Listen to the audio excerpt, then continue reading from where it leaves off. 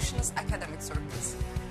With brushes in their hands, evolutionists produce imaginary creatures.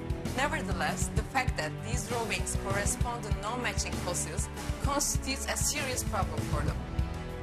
One of the interesting methods they employ to overcome this problem is to produce the fossils they cannot find. Piltdown Man, which may be the biggest scandal in the history of science, is a typical example of this method.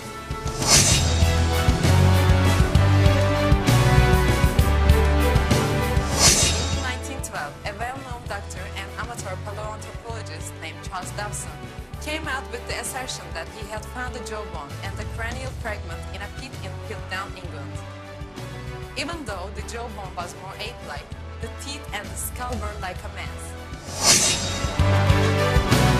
These specimens were labeled the Piltdown Man, alleged to be 500,000 years old. They were displayed as an absolute proof of human evolution in several museums. For more than 40 years, many scientific articles were written on Piltdown Man. Many interpretations and drawings were made, and the fossil was presented as important evidence for human evolution.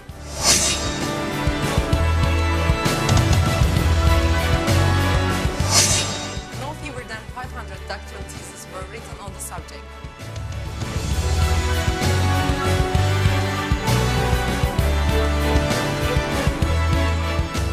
In 1949, Kenneth Oakley from the British Museum's Paleontology Department attempted to use fluorine testing, a new test used for determining the date of fossils. A trial was made on the fossil of the Piltdown Man. The result was astonishing.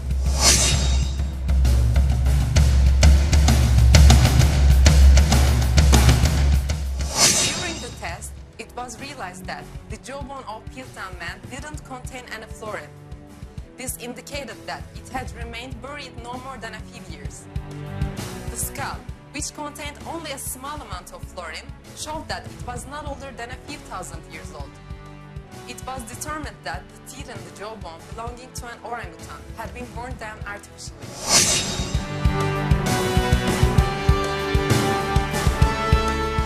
And that the primitive tools discovered with the fossils were simple imitations that had been sharpened with steel implements. In the detailed analysis completed by Joseph Weiner, this forgery was revealed to the public in 1953. The skull belonged to a 500-year-old man and the jawbone belonged to a recently deceased ape. The teeth had been specially arranged in a particular way and added to the jaw, and the molar surfaces were filed in order to resemble those of a man.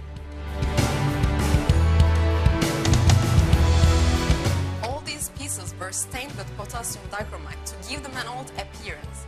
These stains began to disappear when dipped in acid.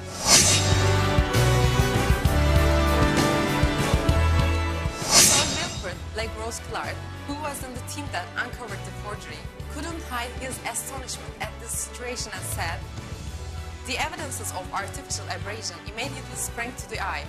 Indeed, so obvious that they seem it may well be asked, how was it that they had escaped notice before?"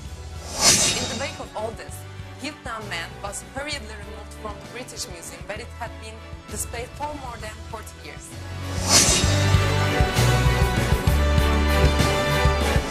This scandal showed that evolutionists had no findings to reinforce their theories. Since they have no evidence, they prefer to fabricate it.